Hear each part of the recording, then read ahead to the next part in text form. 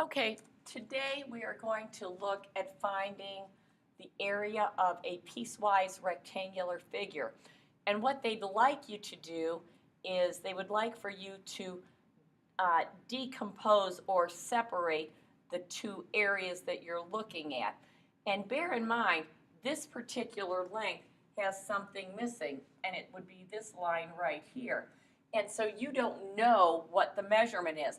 To find that out, it's a good idea to take a look at any of the lengths that are parallel to that particular length that is missing.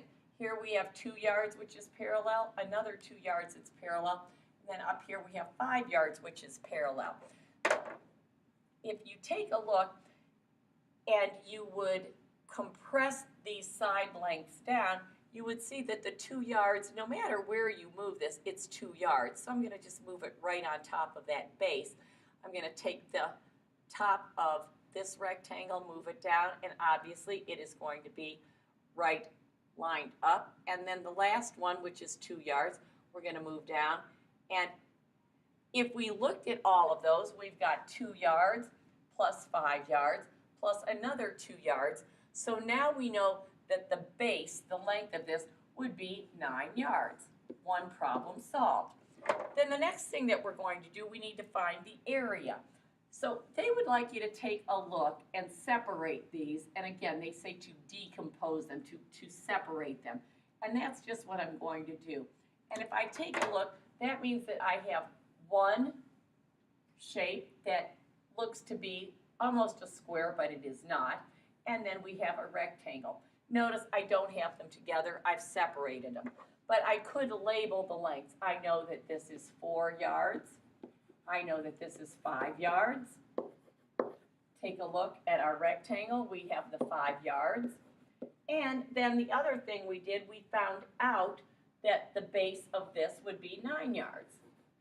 So now we need to find the area of the two shapes. Well, the first shape that we're going to look at, we hope to know that to find the area, it's going to be the length times the width. In this case, we have got 5 times 4, and so we would have 20 yards squared. And then the second rectangle, we have 5 times 9, which would be 45 square yards. Doesn't matter how you write it, as long as you have the square yards or yards squared.